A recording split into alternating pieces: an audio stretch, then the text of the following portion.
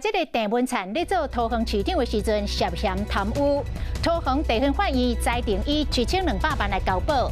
民进党的秘书长林佑昌来回应，讲民进党有一个严格的廉政的体制，廉政会昨嘛针对着这个案件做出着处理。目前这个案件已经进入到司法调查的程序，尊重司法静态调查结果。针对这相关的案情，从解读者派系的斗争，林佑昌讲，即卖阴谋论真多，也毋过实在是真无必要。后来乡亲继续来追踪郑文灿所牵涉的贪污案。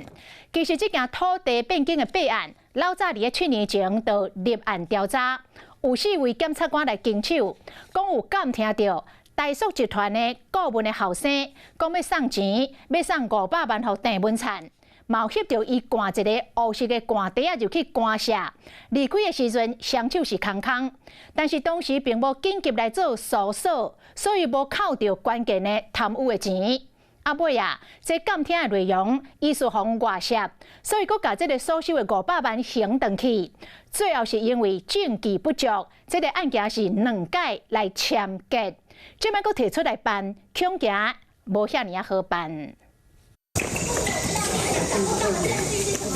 虽然检方控告成功，第二庭开扣押定，不过想要释押禁见可能也够难度，因为这件贪污案早就在7年前就立案，历经4位检察官拢因为无执行所抓，关键查了款无抓扣，已经2摆签结。去年定开始调查，今年才团款扣案，4摆申请搜索票，双局提到倒来。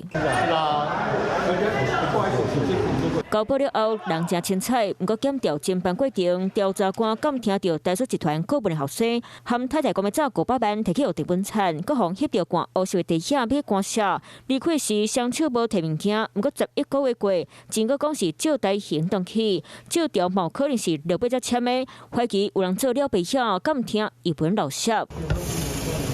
郑文灿在检方侦讯过程，先前实施主办中委会主会，不过强调绝对无贪污。不过检方讲，相关人已经先前有甲钱送到官社，个比个手势。想到郑文灿笑笑回讲，伊知影啦，不过唔知地下内底有底钱，也唔知地下伫倒位。敢是要坚持，就是借贷关系态度才会当这尔轻松自在。案件若想要搁继续办落去，得看检方怎样偌济关键事情。